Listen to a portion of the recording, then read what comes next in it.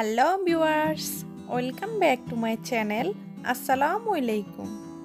কেমন আছেন সবাই? আশা করি যে যেখানে আছেন ভালো আছেন। আমরাও আপনাদের দোয়ায় এবং আল্লাহর অশেষ রহমতে অনেক ভালো আছি। চলে আসলাম নতুন আরেকটি রেসিপি নিয়ে।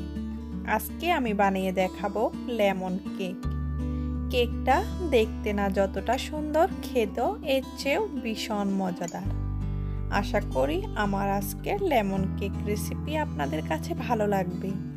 ভালো লাগলে সবাই আমার সাথে থাকবেন, আমার চ্যানেলটিকে লাইক, কমেন্ট, শেয়ার এবং সাবস্ক্রাইব করবেন। আর পাশে থাকা বেল আইকনটি প্রেস করে দিবেন। এতে করে আমার নতুন ভিডিও ছাড়ার সাথে সাথেই নোটিফিকেশন আপনাদের সবার মাঝে চলে যাবে। আর যারা আমার চ্যানেলটি সাবস্ক্রাইব করে আমার পাশে থেকেছেন তাদেরকে আমার পক্ষ থেকে অসংখ্য ধন্যবাদ। চলুন শুরু করা যাক আমার আজকের রেসিপি। লেমন কেকের জন্য এখানে আমি একটা লেমন নিয়েছি। আপনারা আপনাদের পছন্দ অনুযায়ী যে কোনো লেমনে নিতে পারেন। এখন আমি একটা গ্রেটার দিয়ে লেমনের উপরের খোসাটা গ্রেট করে নিব। আমি লেমনের খোসাটা গ্রেট করে নিলাম। এখন আমি একটি বাটিতে 2টি ডিম নিব।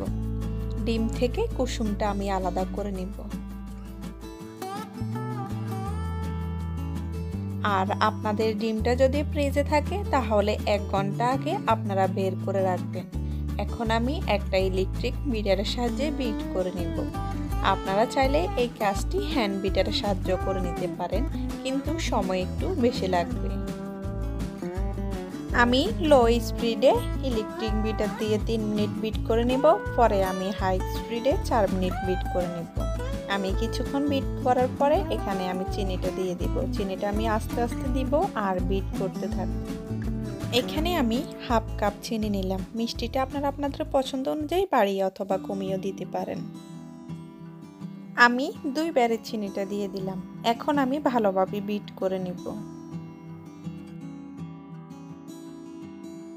এখন আমি বাটির চারপাশে যে ফোমগুলো লেগে আছে সেগুলোকে আমি মাঝখানে এনে আবারও বিট করে নেব।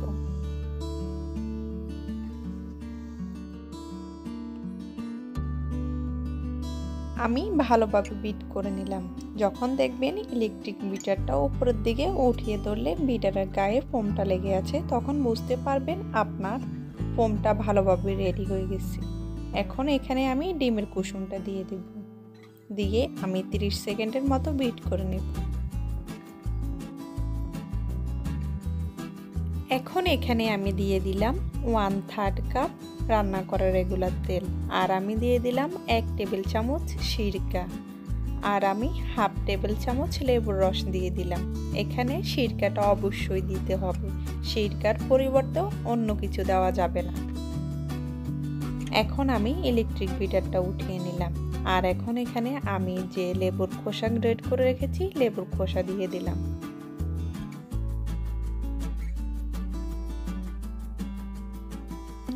আর এখন এখানে আমি দিয়ে দিব গ্রিন ফুড কালার। আপনারা চাইলে এখানে ইয়েলো ফুড কালারও দিতে পারেন। এখন আমি আবারও স্প্যাচুলার সাহায্যে ফুড কালারটা মিশিয়ে নিব। এই পর্যায়ে দিয়ে দিব শুকনো উপকরণ। আমি এখানে 1 কাপ ময়দা নিলাম। আর এখন এখানে দিয়ে দিব 1/4 টিস্পুন বেকিং সোডা, আর আমি দিয়ে দিব হাফ টিস্পুন বেকিং পাউডার। এখন আমি ছালনি দিয়ে ছেলে 3 ভাগে শুকনো উপকরণগুলো ডিমের ফোমের সাথে মিশিয়ে নেব।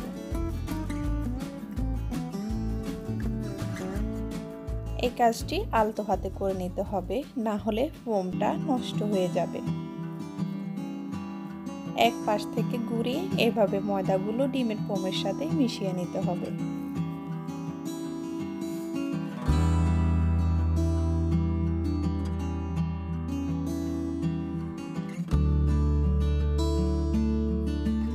এখন আমি আবারও ময়দা দিয়ে ডিমের ফোমের সাথে মিশিয়ে নিব।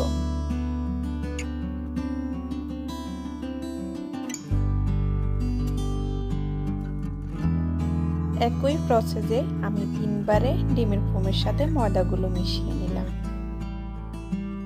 সব কিছুর শেষে আমি এখন এখানে দিয়ে দিলাম লেমন এসেন্স। এখন আমি আবারও আলতো হাতে লেমন এসেন্স ব্যাটারের সাথে ভালোভাবে মিশিয়ে নেব।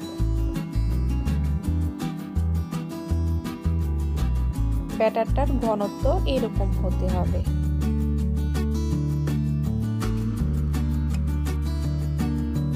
এখন আমি কেকের মোল্ডে তেল ব্রাশ করে নিব। আর এখন আমি এখানে সামান্য পরিমাণে ময়দা ছিটিয়ে কেকের পুরো মোল্ডের মধ্যে আমি লাগিয়ে নেব। এভাবে আমি ঘুরিয়ে ঘুরিয়ে পুরো কেকের মোল্ডে ময়দা লাগিয়ে নেব। আর অবশিষ্ট যে ময়দা থাকবে সেগুলো আমি ফেলে দেব। এখন এখানে আমি কেকের ব্যাটারটা ঢেলে দিব। ব্যাটারটা উপর থেকে ঢালতে হবে যেন ভিতরে কোনো বাবলস থাকলে এগুলো বের হয়ে যায়।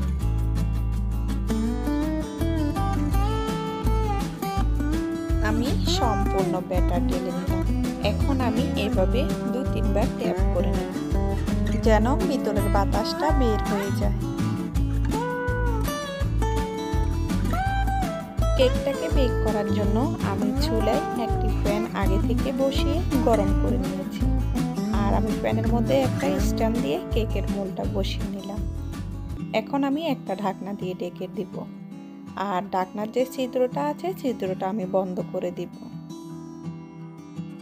এভাবে আমি চুলা লোতে রেখে 30 থেকে 35 মিনিট বেক করে নেব। ফিরে আসলাম আমি 35 মিনিট পর।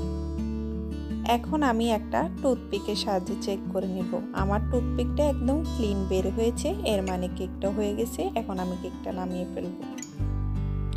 এখন একটা নাইফের সাহায্যে কেকের চারপাশটা আমি এভাবে কেটে কেকটাকে আনমোল্ড করে নেব।